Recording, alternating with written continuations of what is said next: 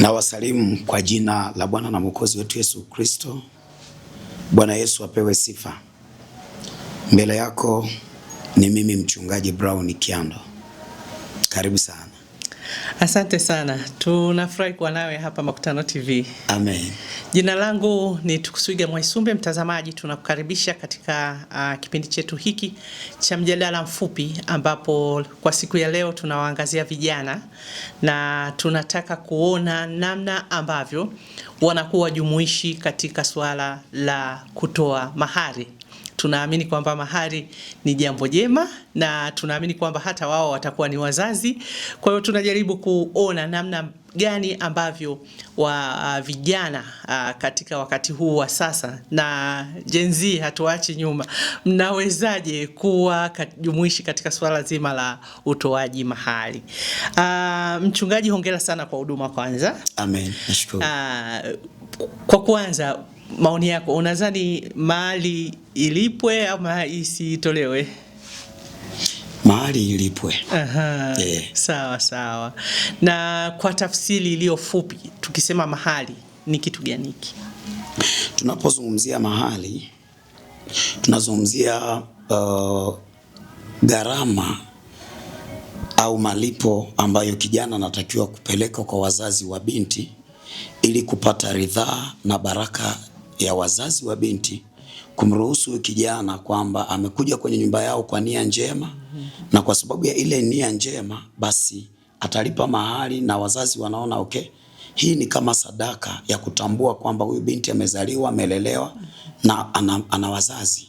Kwa hiyo tunapozungumza mahari kwa ufupi ni zile gharama kidogo ambazo kijana anatakiwa kuwajibika kuzilipa ili apate ridhaa ya wazazi husika wa binti wamruhusu kwenda kuishi na binti yao.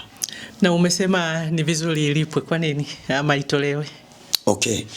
Kwanza ni muhimu kila kijana na kila anayetufuatilia afahamu utaratibu wa kulipa mahari hautokani na mila na desturi zetu. Ni jambo ambalo Mungu mwenyewe alilianzisha. Kwa sababu tunapozungumzia mahari haijaanza kwetu. Sisi tunaendeleza misingi ambayo ilishajengwa siku nyingi kule tulikotoka. Kwa hiyo kulipa mahari ni maandiko, ni agizo la Mungu.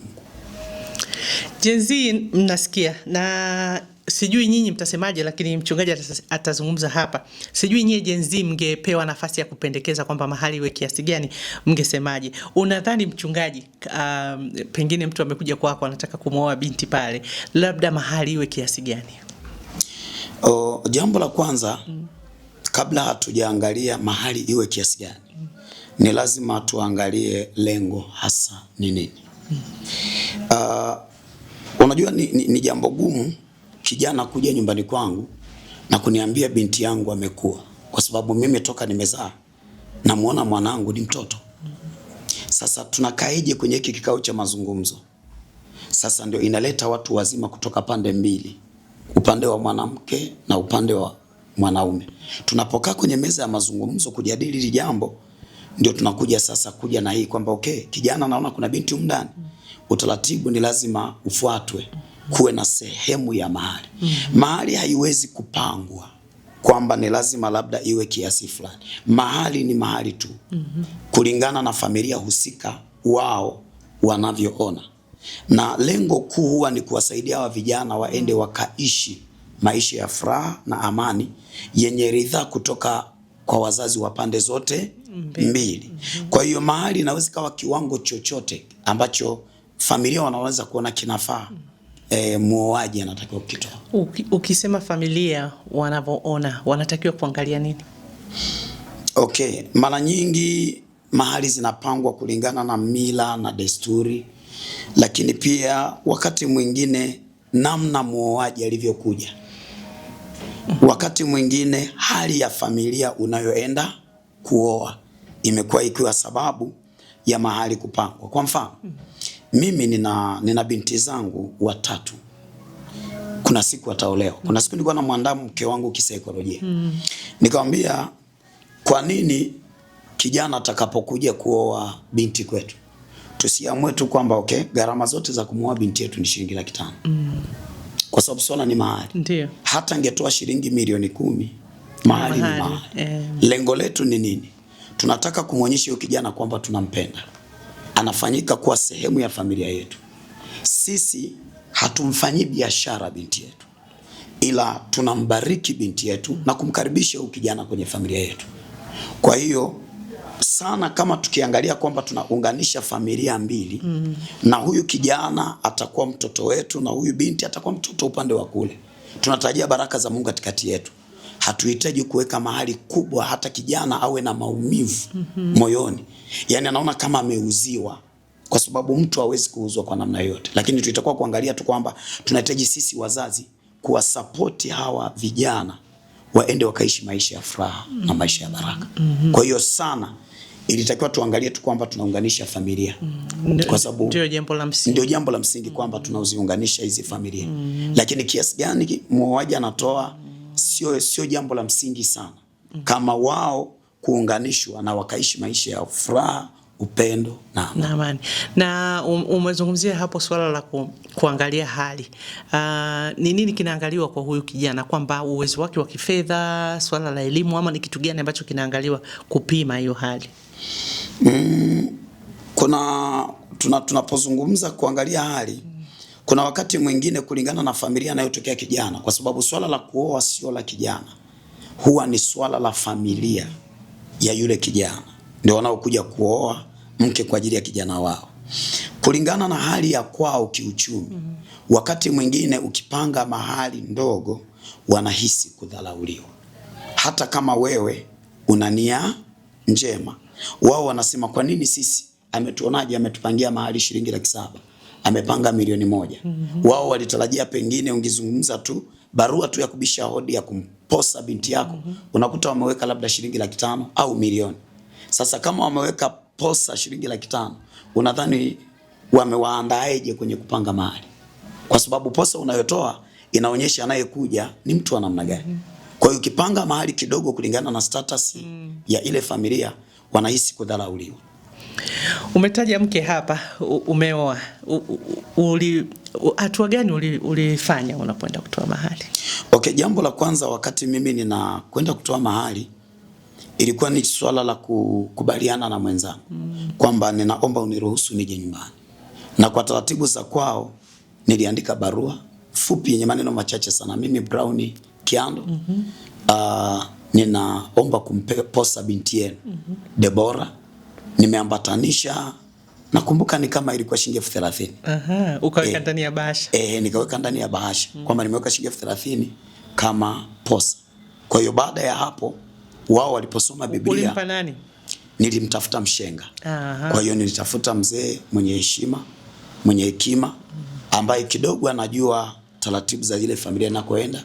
Nilipompa yeye, alinipelekea barua na tukaletewa barua ya majibu kutokana na ile barua tuliyoipeleka. Nikapangiwa mahali. Kwa wakati ule mimi mahali yote kwa ujumla gharama zote ilikuwa shilingi 2,500,000. Mwaka gani huo? Mwaka 2000. Wakati ndo jenzi hawa wanazaliwa. Hawa jenzi ndio wanazaliwa. Mimi nilikuwa ndio naoa. Ukalipa yote hiyo? Na sikufanikiwa kulipa mahali yote. Hiyo 200,000 hiyo. Hiyo 200,000 na 5,000 kwa wakati ule. Ilikuwa fedha nyingi sana kwangu kulingana na hali niliyokuwa nayo. Nakumbuka niliacha deni la shilingi kama 85,000 mpaka unamoa, mpaka tumemaliza kila kitu na ninaruhusiwa ninaondoka naye. Na umeshamaliza sasa au sijamaliza? Kwa nini hujamaliza? Okay, wakati na tafuta kumaliza ilikuwa ni lazima, ni jambo la kuwasiliana na mwenzangu. Wazazi wake yeye walishalala. Kwa hiyo akasema tunapeleka sasa, nani anaipokea mahali, na wazazi hawapo, lakini mimi nilitaka kuimaliza. Ni nani alitoa mahali yako hiyo ambayo kumaliza? Ni wewe mwenyewe, ni wazazi? Mimi kulingana na hali ya familia ya kwetu nilitoa mwenyewe kwa 100%. Ulitafuta mwenyewe? Nilitafuta mwenyewe. Hii ikoje kimila, kitamaduni na kidini? Ni nani anatakiwa kutoa mahali? Kwa sababu inaonyesha kuna sehemu zingine wazazi wanatoa mahali na inaonekana kama, sijui utanisahihisha, inaonekana kiBiblia ni lazima baba wa kijana ndio atoe? Ni sawa. Mara nyingi mahali imechukuliwa sana kulingana na mila na tamaduni za familia husika. Sana iko hivyo, kwa sababu tunapozungumza mahali kuna watu wako na misingi ya dini na kuna watu wengine hawako na misingi, lakini mahali inatolewa na pande zote. Sasa moja inategemea hawa watoaji wa mahali ni vipi, lakini ungeniuliza mimi unapotumia mali ya familia kuoa, mke anakuwa wa familia, kwa sababu mali yoyote ya baba ni urithi wa familia. Na ndio maana sasa tukirudi kwenye hilo ambalo mtumishi wa Mungu unalisema kwamba baba alikuwa anatoa, ndio maana zamani ilikuwa binti akiolewa, mume akifa anarithiwa, kwa sababu yeye ni mali ya ukoo, ni mali ya ile familia. Kwa hiyo ukoo utamletea ndugu wa mume ambao wamebaki, na atatakiwa chague mmoja wapo, kwa sababu yeye ni mke wa ukoo, kwa sababu amelipiwa mahali kutoka kwenye familia, kutoka kwenye mali za baba. Mali za baba ni urithi wa familia. Lakini tunapokuja kwa nyakati tulizonazo, wakati mimi ninapooa mke ni wa kwangu. Nakumbuka Biblia inasema hazina ya mtu ilipo ndipo na moyo wake ulipo. Kwa hiyo kama baba atalipa mahali, anayekuwa na uchungu na mke wangu ni baba, kwa sababu yeye ndiye ameweka nini? Hazina yake. Lakini ni nzuri kijana akapambana kwa kadiri ya uwezo. Na mimi nimekuwa nikishauri vijana kwamba wazazi wasihusike kwenye swala la kulipa mahali, wahusike kwenye taratibu nyingine zitakazofuata kama kuandaa sherehe na vitu vingine. Lakini ni nzuri, yani unakuwa na ukisimama unaweza kuongelea hii vizuri, kwa sababu umewajibika vizuri. Na mimi nisaidia sana kuwa na nguvu, kwa sababu ninajua ni namna gani nilipambana kumuoa mke wangu. Na unapozungumza na vijana wanasemaje kuhusu swala la mahali na kujipanga katika kwenda kutoa mahali? Ni kama vile vijana wanaona kwamba ni jambo gumu. Ukizungumza nao wanasemaje? Ni kweli kabisa. Swala la kuoa sasa hivi ni kati ya changamoto nyingine ambayo ni ngumu sana. Na sio kwamba vijana hawako tayari kuoa. Vijana wengi wako tayari kuoa, lakini kuna changamoto kubwa sana. Vijana wanahofia gharama zilizopo leo kuoa.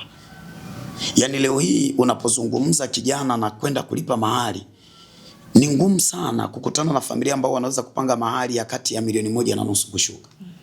Mahali za kawaida kabisa sasa hivi ni kati ya 2.5 milioni, 3 milioni, 5, na wengine wanakwenda mpaka 20 milioni 50. Yani mpaka inafika mahali mimi nimekuwa nikihusika kama mchungaji wakati kijana anaponishirikisha nataka kuoa. Nimekuwa nikiwasiliana na wazazi wa binti kwamba jambo hili ni jema, ni baraka. Tutengeneze mazingira rafiki, kwa sababu kijana anayekuja kuoa kwako, ukipanga gharama kubwa, kumbuka baada ya kuoa huyu kijana anabaki kuwa kijana wako. Lakini wewe umesema ni jambo zuri, mchungaji. Nimesema ni jambo zuri kulipa mahali, na ni lazima kulipa mahali. Hui umeoa usipolipa mahali. Ni jambo zuri na ni lazima. Ni lazima kulipa mahali. Lakini si kwa kiwango ambacho wazazi sasa hivi wanapanga mahali. Yaani mahali za sasa hivi zinapopangwa ni kama mtu anakuzuia usioe, kwa sababu unashindwa kufikia hata nusu pengine ya ile mahali. Kwa hiyo mimi niseme tu kwamba pengine wanalinganisha na, sio msemaji wa wazazi, lakini pengine wanalinganisha na gharama za harusi walizonazo sasa hivi. Maana harusi na zenyewe zimekuwa na gharama zake kubwa mno. Pengine wanalinganisha. Okay, lakini lazima mtumishi tuelewe. Harusi inaandaliwa na kijana, haiandaliwi na wazazi wa binti. Na wewe unaweza kuwa umepata uzoefu. Mimi kama mchungaji nafahamu. Unakuta kijana akichumbia, taratibu zote za harusi kwa asilimia zaidi ya 90 zinamwelemea kijana. Kwa lazima tuelewe anapolipa mahali, hawe amemaliza jukumu. Ana jukumu lingine. Anakuwa na jukumu lingine.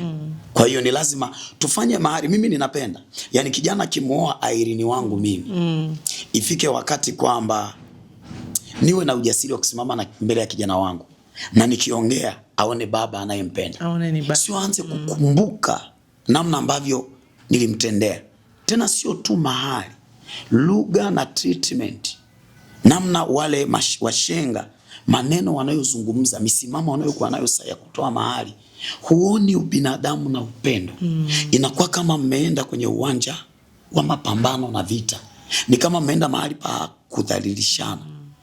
Kuna mahali mimi kama mchungaji nimekuwa nikienda nikakaa na washenga, kuna wakati wanawaambia kabisa, tumekuja kwa amani, tunahitaji tulifanye jambo kwa amani, tumalize kwa amani. Kwa sababu tumekuja kuunganisha koo mbili kuwa familia moja.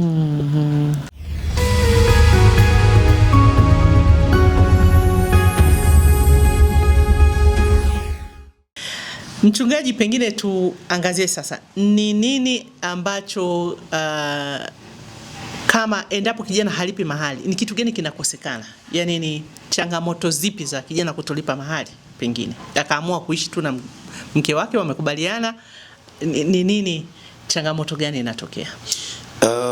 Kwanza niseme ni kosa kutokulipa mahari kwa mujibu wa kibiblia. Mtu ambaye hajalipa mahari kibiblia hajaoa. Namba 2 ni dharau kwa wazazi wa binti. Hivi hebu unajisikiaje kijana anamchukua tu binti yako anaishi naye na hajaja mkae mzungumze? Ni kiwango cha juu kabisa cha dharau. Lakini jambo la 3, wanakosa baraka za wazazi, kwa sababu huyu binti hajaenda kwa ridhaa ya wazazi. Kwa hiyo wazazi wanakuwa hawana maneno mazuri waliomtamkia binti yao.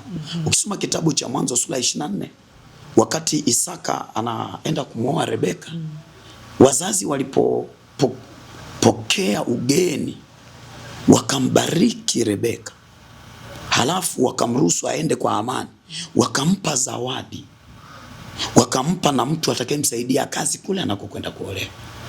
Kwa hiyo kuna madhara makubwa sana. Lakini jambo lingine, umepora mtoto wa watu, umefanya jambo ambalo kisheria pia halikubaliki kabisa. Na ukitaka kujua jambo hili ni baya, ikitokea huyu binti ameugua au amekufa, unafanyaje? Unauguzaje akiugua? Ni mtoto wa watu, ana wazazi, ana kwao. Okay, tuseme imetokea ni mwanadamu amefariki, unawezaje kuzika mtoto wa watu? Tumeona hiyo migogoro, mtu amefariki na anatakiwa kulipa mahari kabla ya kuzika. Unadhani ni jambo jema? Ni sawa. Na mahari unayopangiwa mtu akifa haina mazungumzo kwamba nyingine nitaleta. Ukiambiwa milioni 100 unataka ulipe. Kwa sababu kama hukupata ridhaa ya wazazi na mtoto wao amefia kwako, sisi kama wazazi hatutambui kwamba umeoa. Tukikwambia umeua, unawezaje kuleta utetezi mbele ya sheria kwamba alikuwa mke wako? Nani aliridhia wewe kuishi na huyu mtu kama mke wako? Mtazamo wa baadhi ya wanawake na wanaharakati wanaona kwamba mwanamke akitolewa mahari basi inaongeza ukandamizi katika ndoa. Tupe uzoefu wako, lakini unadhani ni sawa kwamba mwanamke akitolewa mahari basi inampa sauti kubwa sana mwanaume? Ni lazima tuelewe kwamba swala la mahari halihusiani na swala la mwanaume kuwa na mamlaka. Mwanaume ameshaumbwa kuwa na mamlaka hasa juu ya mke wake, ila inategemea mamlaka yake anaitumiaje. Hii au amelipa mahari au hajalipa mahari, hiyo mamlaka ipo. Hiyo mamlaka kwa mwanaume ipo. Lakini lazima tuelewe jambo lingine kwamba mwanamke aliyelipiwa mahari hata yeye anajiona kwamba ameletwa kwenye huo mji kihalali, na ndio maana hata kukitokea jambo atasema mimi ni mke wake kabisa, nimeolewa kwa mahari. Kwa sababu mwanamke ambaye anaishi na mume bila mahari hana tofauti na mchepuko. Uwezo kumchukua mchepuko kawa naye nyumbani siku 2-3 na akawa mke kwa sababu yuko wapi? Yuko nyumbani. Mke ili awe mke ni lazima wazazi wao wamekaa vikao wa pande mbili na kuna jambo la pamoja wamekubaliana na wameridhia. Hata ukiwa mimi na mke wangu tumeenda tofauti, ninakuwa na nguvu ya kuwashirikisha wazazi wa mwenzangu au ndugu zake kwamba na mwenzangu tumetofautiana, lakini sijafanya chochote, nawezaje kusema tumetofautiana? Kwa hiyo ni jambo muhimu na la lazima, ni lazima kabisa kwamba kijana lazima aowe kwa mahali. Ndi.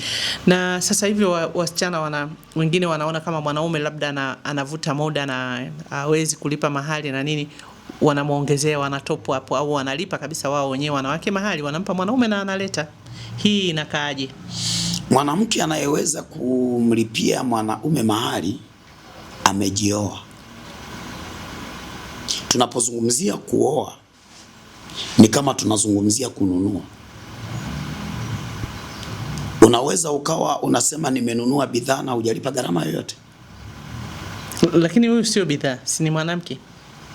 Sasa ndio maana huku tunazungumza issue ya kuoa. Tunapozungumza kuoa sio kuchukua binti na kuishi naye.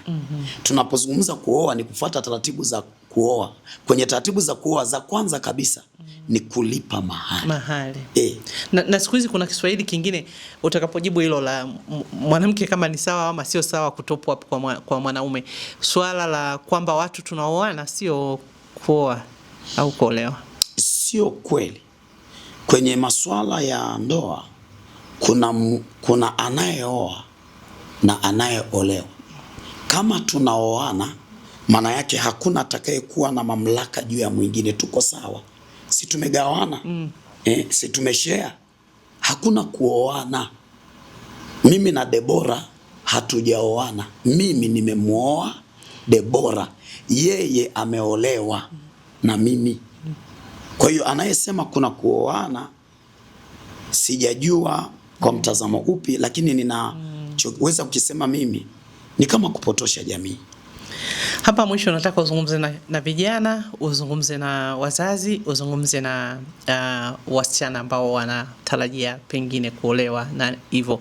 Neno lako kwa kijana ambaye pengine ana mkwamo katika swala zima la mahali, ama anawaza kwamba anafanyeje, labda ana 10,000 anataka kwenda kutoa mahali, anaanzia wapi ili aweze kufuata hizi taratibu kama wanavyosema na aweze kuoa bila kunyanyapaliwa kwenye jamii? Okay.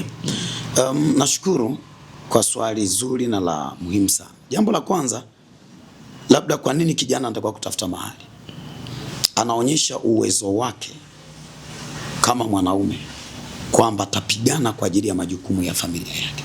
Kwa tunapata uzoefu wa kijana kwamba anaweza kukabili changamoto za nyumbani kwake kwenye kipindi ambacho anaweza kukabili gharama za kuoa akalipa mahali. Lakini jambo la pili ni lazima vijana waondoe dhana au mtazamo wa kuona kwamba issue au swala la mahali sio jambo la msingi sana. Ili ukamilike kuwa mume ni lazima uoe kwa kufuata taratibu na umpe binti unayemuoa heshima ya juu kabisa. Na heshima ya juu kabisa kwa binti unayemuoa ni kupeleka mahali kwa wazazi wake. Ile ndio heshima ya pekee kabisa ambayo binti anapewa na kijana ambaye anamuoa. Ni kijana kwenda kupambana. Kama swala ni issue ya uchumi, kila mtu leo analalamika habari ya uchumi, ila inategemea vipaumbele. Unapokuwa na swala la kuoa, basi jielekeze kupambana kwa ajili ya swala la kuoa, na baadaye utajua kitu kingine cha kufanya. Lakini pia nikirudi kwa upande wa mabinti, binti asikubali kuishi na kijana bila kuolewa, yani kulipiwa mahali. Anakuwa amepeleka aibu kwenye familia ya kwao. Anakuwa amewadhalau wazazi wake. Lakini pia anakuwa amemfungia mume wake mlango wa mawasiliano na jamii ya huyu mwanamke. Kwa sababu wakati wote mwanaume anapoenda kuwasiliana na wao, wanamuuliza umekuja kama nani? Unajua kuna namna naishi na binti lakini wazazi hawakutambui. Sio kwa sababu hawakukuona au ulienda. Mtu akija nyumbani kwangu kwa ajili ya mwanangu, kama hatukukaa kikao cha mahali, ni kijana kama vijana wengine. Yule atakayekuja kwangu kwa mahali ndiye atakuwa mkwe, nitamtambua kwa sababu amefuata nini? Utaratibu. Ili kijana mume wa huyu binti apate heshima, binti amsaidie mume wake mtarajiwa kuhakikisha nafuata taratibu za kifamilia. Kuna familia sasa azimpokei binti, pengine kijana anataka kwenda kutoa mahali na familia haimpokei yule binti, haitaki. kijana anataka kutoa mahali alafu hapokelewi huyu kijana kwa wazazi. Sasa kunaweza kuwa na sababu nyingi kwa nini hapokelewi. Na sijajua kama kuna watu hawajapokelewa kwa sababu ya mahali. Hiyo nitahitaji kuanza kujifunza na kutafuta tuone. Zipo sababu nyingi, kwa sababu tungekuwa tunaenda kupanua mada zaidi ningeweza kuzungumzia nani anatakiwa kumuoa binti yako. Kwa sababu mtakuwa kuelewa tunaunganisha koo mbili zenye mila na desturi tofauti, zina misingi tofauti. Mtu anapokuja kuoa kwako au binti anapoolewa kwako, kuna vitu anakuja navyo. Na kijana kuna vitu anaenda navyo kule. Inawezekana kuna vitu ambavyo wazazi wakiangalia sana kwa sisi tulivyo. Nadhani hii familia huko hatuwezi kuingilia. Sasa uzungumze na wazazi katika swala umesema hapa wazazi wasiende katika viwango vikubwa kama kufanya kama vile biashara na kitu gani, lakini pia wazazi wanazungumza haya kwenye familia. Kwa mfano kuwafundisha watoto kwamba kuna swala la umuhimu wa kutolewa mahali na umuhimu wa kijana wa kiume kutoa mahali. Je, kuna umuhimu katika familia kuzungumza haya ili kuandaa wa vijana, kwa sababu vijana wengi wanaandaliwa tu kwa ajili ya kusoma na nini, lakini sio katika swala hili. Linaonekana swala la mahali kama vile ni jambo la ghafla pengine. Unasemaje sasa katika kuongea na wazazi? Okay, kwanza nianze na wazazi ambao vijana wao wanaoa. Ukitaka kijana wako aheshimike kule anakwenda, hakikisha umekwenda kumsaidia kijana wako kuoa. Swala la kuoa lipo. Lakini kwa wale wazazi ambao wanaozesha, Mungu awasaidie kuelewa, wanawasaidia watoto wao kwenda kuishi. Waondoke kwenye kupanga mahali ambazo ni kama wanauza bidhaa. Yani unapanga mahali ambayo hata we mwenyewe ungeambiwa uilipe, huwezi kuilipa. Hapana. Lakini mimi nilikuwa napenda tu nje ya hiyo kupanga mahali, wapange mahali rafiki na wampokee kijana kulingana na nafasi na uwezo. Kwa sababu kumbuka ndio anaanza maisha. Kwa hiyo hatuwezi kusema ameshajijenga kwa muda mrefu. Ndio anaanza. Na kijana anapooa kwako anakuwa mwanao. Kesho kutwa tunapitia changamoto za kifamilia. Tunahitaji mchango wa huyu kijana kama mtoto wa ndani ashiriki changamoto zote tunazozipitia. Lakini kumbuka huku nyuma tulimpiga milioni 15. Lakini kama ana uwezo sio mbaya akitoa zote. Hizo 15. Kama na uwezo ndio ile nilizungumza kwamba inategemea na hii familia iliyotokea ina uwezo gani. Kama na uwezo ni sawa. Lakini kuna wakati tu saikolojia inaongea. Yaani ukimwona tu kijana unajua kabisa huyu ni kijana amempenda binti yetu. Okay, bado anajitafuta. Hatujui kesho ya huyu kijana, tunaiona leo.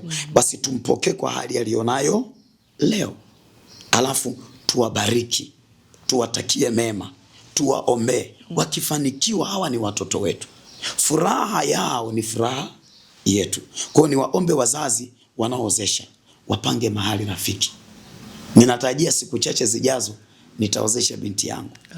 Ninamwomba Mungu anisaidie niwe kielelezo kabisa. Yaani kijana atakayeoa binti yangu asijute kuingia kwenye nyumba yangu. Aone ameingia mahali sahihi. Nimsaidie jinsi watakavyokwenda kuishi. Na kwa kisasa sasa sio sawa kumwambia akija kijana ukamwambia tunaenda naye binti yangu nimekupa, sihitaji mahali yoyote. Inaweza ikatafsirika vibaya kwa sababu ya mtazamo kwamba inawezekana huyu binti ni mzigo kwenye familia. Kwa hiyo mahali lazima iwepo. Lakini iwe ile mahali, yani mtu mpaka anajiuliza. Mimi nina kitu kimoja ambacho huwa naamini. Kijana hata kitoa milioni 100 kama hauwezi kumpenda mtoto wako umepata hasara. Jambo kubwa ambalo mimi nalihitaji kwa kijana anayekuja kuposa kwangu, anihakikishie kumpenda mwanangu. Hili ni jambo kubwa kuliko mamilioni ya fedha ambayo angeweza kuyatoa. Asante. Ulisema utatuachia maneno ya Biblia ambayo nilizungumza kwamba swala la kuoa ni la kibiblia. Ukisoma kitabu cha Kutoka 22 mstari wa 16 inazungumza kisa hapa kwamba kuna wakati mwingine binti anaweza kakutwa mahali na ameposwa huyu binti. Alafu kijana akamkuta huko akamshawishi. Ili andiko linasema akamshawishi na akalala naye. Yaani binti aliyeposwa akishawishiwa na mwingine na yule mtu akalala naye, yule aliyelala naye atakuwa kalipe mahali. Ndivyo Biblia inavyosema. Ukiacha yule wa kwanza. Achana yule wa kwanza. Binti ameposwa. Alafu mtu mwingine amemkuta mahali, amemshawishi akilala naye. Aliyelala naye atakuwa kalipe mahali. Ndiye atakuwa wewe mume wake. Na ukisoma pia kitabu cha Luka sura ya kwanza mstari wa 27, Biblia inaweka wazi. Inasema habari za Mariamu kwamba alikuwa ameposwa na Yusufu. Huyu Mariamu aliyemzaa Yesu hakwenda kwa Yusufu tu kwa sababu wamependana. Yusufu alienda kwao akamposa Mariamu. Kwa hiyo kama Mariamu mamake Yesu aliposwa, kwa nini vijana Gen Z leo anataka aishi na binti wa mtu bila kuposa? Lakini Isaka mtoto wa Ibrahim, wakati anataka kumwoa Rebeka, kwenye kitabu cha Mwanzo sura yake ni ile ya 24 mstari wa 51 mpaka 53, walilipa mahali. Kwa hiyo tunayo maandiko mengi sana ambayo yanazungumza kulipa mahali. Kwa hiyo swala la kulipa mahali ni jambo la kibiblia, ni jambo la kidini. Ni jambo la kibiblia, ni jambo la kidini. Kwa hiyo halitakiwi kupuuzwa hata kidogo. Na mila vile vile inataka, mila na desturi pia na tunapozungumza kuoa, siku ya kulipa mahali ndio siku ambayo kijana anaoa. Sio kwenda kanisani. Kanisani tunabariki ndoa. Hebu urudie hapo kwamba siku ya kulipa mahali. Yaani siku ya kulipa mahali ndio siku ambayo kijana anaoa. Naona kuna watu wanashangilia. Siku ambayo unalipa mahali ndio siku ambayo unakuwa umeoa. Na ndio maana binti akilipiwa mahali akionekana ana ujauzito, wazazi wanamuuliza huu ujauzito ni wa nani? Akisema ni wa yeye mwenyewe, sio kesi. Na ndio maana kimila kijana akilipa mahali huwa anatakiwa aondoke na mke wake. Ukienda kwenye nchi kama Uganda, Rwanda, wanafanya sherehe kubwa siku ya kulipa mahali. Kule kanisani huwa tunasubiri tu zile baraka za madhabahuni. Na ndio maana utakuta msajili wa ndoa au mchungaji anasema nani anamtoa binti fulani kuolewa na mtu fulani, kufunga ndoa na mtu fulani. Kwa hiyo kama kijana hakuoa, hatokei mtu pale. Na ambaye ni ndugu sasa, ambaye mzazi. Ni lazima mzazi au mwakilishi wa ile familia. Kwa hiyo siku ya kulipa mahali ndio siku mtu anaoa, ndio siku mtu anaoa. Lakini siku hizi mjue Gen Z wanaoana mtandaoni, alafu baadaye wanakuja tu nyumbani. Sasa hayo ni makosa mapya. Lakini pia unajua tuna changamoto kwenye hilo mtumishi. Wazazi wengi hatukai na watoto wetu. Wazazi wengi tumeshindwa kuwafanya binti zetu kuwa wake na vijana wetu kuwa waume. Kwa sababu si kila kijana wa kiume ni mwanaume na si kila binti ni mwanamke. Mzazi humfanya mtoto wa kiume kuwa mwanaume na kuwa mume. Mzazi humfanya mtoto wa kike kuwa mwanamke na kuwa mke. Kwa hiyo hicho ni kitu kingine. Asante sana mtazamaji wetu. Pengine una neno la mwisho mshikaji? Mimi niseme tu kwanza vijana wasiwe na hofu ya kuoa. Kwa nini wasiwe na hofu ya kuoa? Kwa sababu ni Mungu ameagiza. Kwa hiyo unapooa unayatima penzi ya Mungu. Lakini jambo la pili, mke ni mlango mwingine wa baraka. Biblia inasema apataye mke amepata kitu chema. Kwa hiyo mtu ambaye hana mke kuna kitu hana. Biblia inasema hiyo mada tutakuja kuongea kwa sababu siku hizi kuna watu wanasema kwamba ili kijana uweze kuoa lazima uwe na nyumba. Kuna mafundisho tu nasikia. Lazima uwe na nyumba, uwe na gari, yani uwe umejipanga. Sio tu mke anakuja anafanya nini. Kwa hiyo pia mambo mafundisho mnaotoa makanisani wakati mwingine anawachelewesha vijana. Ni sawa. Kwa sawa, unaweza kaendelea na pointi yako ya mlango wa baraka. Kwamba apataye mke apata kitu chema. Amejipatia kibali kutoka kwa Bwana. Kwa hiyo kama ni kibali wewe unaelewa kinamruhusu mtu kuingia mahali ambapo hawezi kuingia asipokuwa na hicho kibali. Kwa kuna aina ya baraka huipati kwenye maisha kwa sababu huna kibali. Na wewe unajua kuna nyumba nyingine ukienda kutafuta chumba wanakuuliza umeoa? Kwa hiyo kama hujaoa utasikia vijana ambao hawajaoa hapa hatuwapangishi. Kwa hiyo mke ni mlango wa baraka. Biblia inasema nyumba na mali ni urithi mtu anaoweza kupewa na babake. Lakini mke mwenye busara mtu anapewa nini? Na Bwana. Kwa hiyo lakini pia mke ni msaidizi. Kwa hiyo kuna vitu havitokei kwenye maisha ya mwanaume asipooa. Kuna hekima mwanaume hana asipooa. Kwa hiyo kuoa ni jambo muhimu, ni jambo la msingi, ni mlango wa baraka. Asante sana. Ni Mchungaji Brown Kiando ambaye tulikuwa naye hapa akijaribu kutoa hamasa kwa vijana kuwa jumuishi katika swala zima la mahari, na nadhani mmesikia ujumbe kwamba ni kutoa mahari ni kitu cha lazima, ni kitu ambacho kinaongeza upendo na ni uwajibikaji kwa mwanaume. Kwa hiyo vijana Gen Z, msisahau kwamba jambo hili ni muhimu na wala msivunjike moyo. Ulipo anzia, na ukiona kama unahitaji ushauri basi unaweza ukakutana na mchungaji ama ukampigia kwa namba zinazopita hapo ili aweze kukupa ufafanuzi zaidi. Jina langu ni Tukuswiga Mwaisumbe. Asante. Nyuma ya kamera kuna Raymond na Ken. Mungu awabariki sana. Tunakushukuru mchungaji kwa kuwa nasi. Amen. Karibu tena. Amen. Asante sana. Amen.